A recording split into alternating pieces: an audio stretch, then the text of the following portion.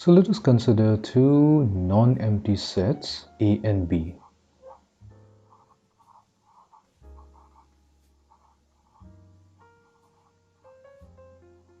Two non-empty sets.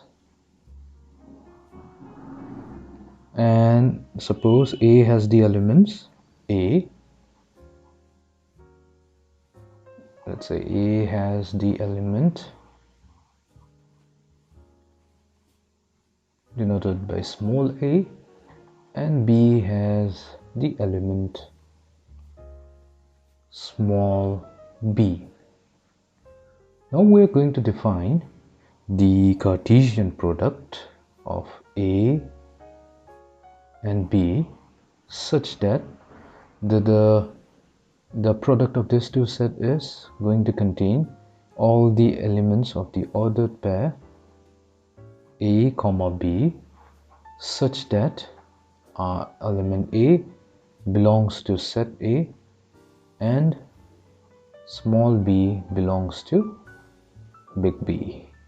So this product of A and B is defined as the Cartesian product of A and B. So if we are to do the Cartesian product of B and A, then this is a set containing the ordered pairs B comma A such that small b belongs to set B and little a belongs to the set of big A. So this is how we define the Cartesian product of two sets. Let's do this with the help of an example. So let's say we have the set A containing the elements 2, 4 and 6, while the set B contains the elements 1 and 3. The first what we are going to do is we are going to find the value of A multiplied to B. It's a Cartesian product of A and B. So that means we first take the set of A, which contains the element 2, 4, 6, and multiply it to the set B containing the elements 1 and 3. Now the set of the ordered pairs A and B will be written as, so what we do, we will start writing an ordered pair in such that we'll take the element, the first element, which is 2, and then we will take the first element of the second set, which is 1. Then we take 2 comma 3. Now we have exhausted 2. Now we're going to the second element of our set A, which is 4, and then combine it with what? The element 1 of set B. Then we take the element 4 and combine with set with element 3. So that gives us 4, 3, and we have 6, 1 and 6, 3. So what we have done is, like, we have written down the Cartesian product of A and B in this particular fashion, where we have the set that contains the ordered pair having the values 2, 1, 2, 3, 4, 1, 4, 3, 6, 1 and 6, 3. So next what we are going to do, we're going to consider the same sets A and B. Now this time we're going to find the Cartesian product of B and A. So that means we'll first consider the elements of B, so where that is 1 and 3, and then multiply it to the set containing elements 2, 4 and 6. So we begin by forming an ordered pair. Since we are starting with set B, so we have to consider the first element of set B, and then we'll consider the first element of set A. So we'll form an ordered pair 1, 2. Again we consider the first element of set B, which is 1, and then we consider the second element of A, which is 4, and therefore we formed the ordered pairs, so 1, 6, then we'll have 3, 2, 3, 4 and 3, 6. So it's quite evident from this illustration that what we have done is, like, in order to write B cross A, what we have done is we have taken an element from set B. So we have taken the first element, let's say 1, and then we have formed an ordered pair, and by taking an element from set A and considering it as the second element. Now we can clearly see that each of the ordered pairs are unique. We can say that A times B, the Cartesian product of A and B, is not equals to the Cartesian product of B and A. Clearly none of the elements are equal, because we can see here that the first element, which is 2, 1, the ordered pair 2, 1 is not equals to 1, 2. We have already established that in the previous section, where 2, 1 is not going to be equals to 1, 2. These are completely different ordered pairs, because the abscissa of the first one is 2, while the abscissa of the second ordered pair, or picked up from B cross A, is 1. So 2 is not equals to 1, so we say that the two ordered pairs are not equal. So that means that the Cartesian product of A and B is not equals to the Cartesian product of B and A. So that means when we are trying to find out the Cartesian product, the product is not commutative. They do not commutate with each other. Furthermore, we can also find the value of our Cartesian product of A cross A. So let's also find it out. So the Cartesian product of set A with itself will take 2, 4, 6 and then try to multiply with it itself, which is again 2, 4, 6. Then we'll have to form the ordered pair. So we'll take the first element, which is 2, and form an ordered pair with the first element of the second set, which is again 2. So continuing in this fashion, we have 2, 4, 2, 6. Then we move on to the second element of our first set A, so that will be 4, and try to form an ordered pair with each element of the second set, which is A itself. So we have 4, 2, 4, 4, and 4, 6. And finally we take the third element in our first set A and form the ordered pair with all the elements of the second set, which is A. So we have 6, 2, 6, 4, and 6, 6. And this process is continued until we have exhausted each of the elements of our first set A. Then we can similarly find the Cartesian product of B with itself. So let's do that as well. So we have, so our B value, so what was our B value? It's 1 and 3. So we have the set B containing elements 1 and 3. So when we take the Cartesian product of B with itself, so that will be simply consider the elements 1 and 3 of set B, and then we find the Cartesian product with the same elements 1 and 3. So we pick up the first element from the first set 1 and then form an ordered pair with each of the elements of the second set. So that would be 1, 1, 1, 3, 3, 1, 3, 3. So this is how we form a Cartesian product. Now what about 3 sets? What if we are provided with 3 sets A, B, and C? So let us do another example. So let us suppose that we have now 3 sets. Let's say the first set A is given by the elements, let's say 1, 2. We have the set B containing the elements 3, 4, and for simplicity, again we are considering 2 elements for set C as well. Let's consider it as 5 and 6. So what will be the Cartesian product of A, B, and C?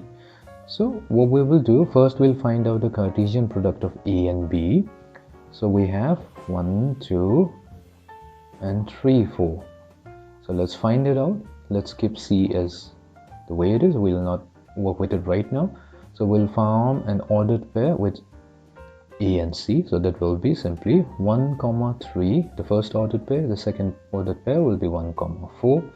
The third ordered pair will be 2, 3. And the fourth ordered pair will be 2, 4. So we have a new set. So this is the set A multiplied to B, the Cartesian product of A and B. Let's call it D. So we have to now find the Cartesian product of D and C.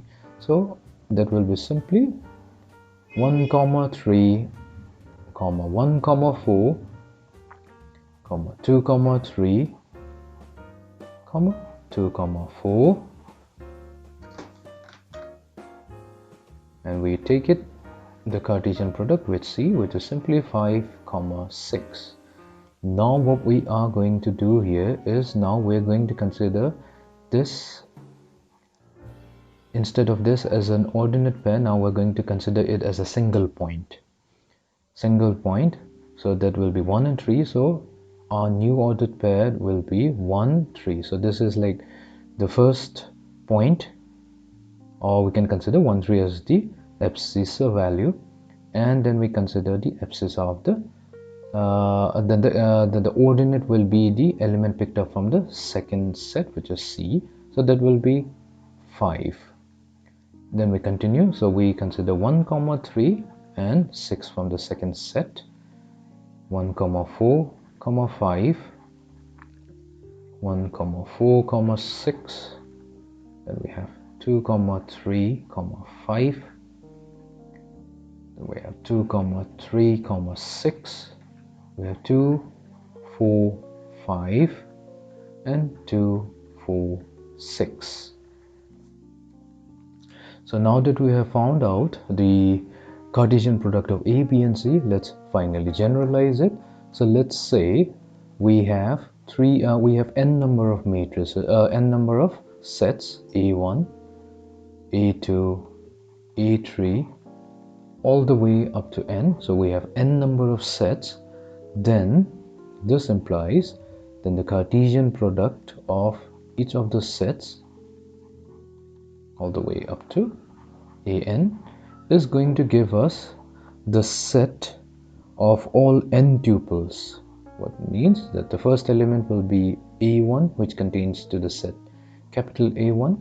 Then we have A2, small a2, which will belongs to the uppercase A2. Let's write it down all the way up to an. So this is going to form an n tuple such that small a1 belongs to the bigger a1, small a2 belongs to the bigger a2, all the way up to an, which belongs to bigger an. So this is how we find out the Cartesian product of n sets.